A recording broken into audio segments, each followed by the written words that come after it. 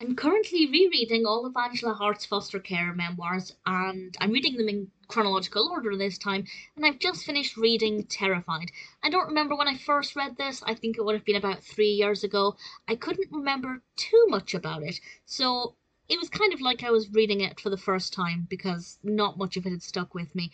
And I have to say, I quite liked it. It's not my favourite foster care memoir, but it's Angela Hart's first foster care memoir, and as an introduction to, first of all, the writing style and also Angela Hart as a person, as a character, if you like, it's not too bad. I will say, first of all, my only real point of criticism, and I'll get this out of the way now, is that the grammar is not great.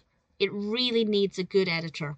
And as I've mentioned before, I feel like foster care memoirs, because they're not considered highbrow literature, the publishers don't put their best editors on them, and they don't give them as much attention as they do more highbrow literature, which is something that I think certain foster care memoirs are improving. But certainly with this one, released in 2016, the editing is not tight. There are quite a few grammatical issues, and if you're like me and that really annoys you, it's something to worth bearing in mind. But that is the only criticism that I have. It focuses on primarily I was going to say two children, but they're actually two teenagers that Angela and her husband are fostering. One is a girl called Michelle, who she was already fostering at the start of the book. Michelle is a character I quite liked to begin with, but then she annoyed me. And it'll become pretty obvious why that is. I wasn't a big fan of her after the halfway point. But the main focus is Vicky, and Vicky's got a very troubled background.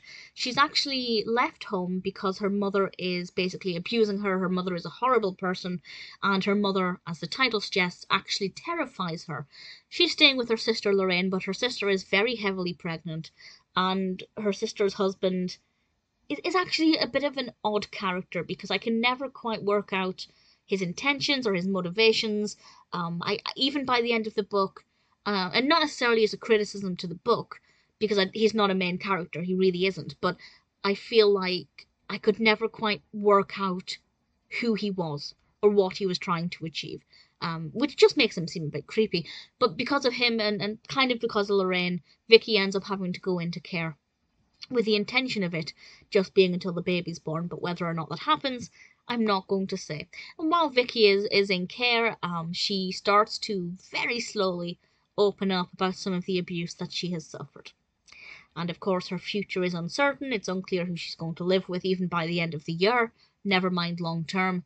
And it's definitely a story that focuses on Vicky and her experiences, which sounds like an obvious thing to say, but sometimes foster care books will focus on the family unit, other siblings and parents, or it'll focus on the social services and how they operate. This is very much about what Vicky feels, about what Vicky wants, and about what Vicky has experienced. And she's a very likable character. That's not to say she's not flawed, because she has an attitude sometimes. She's very, I think, described as cheeky several times.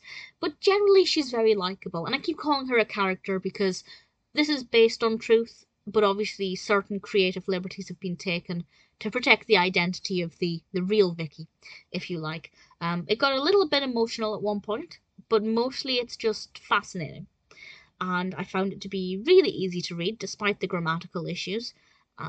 Generally speaking, it was really enjoyable. As an introduction to Angela Hart's work, I'd say it works very well.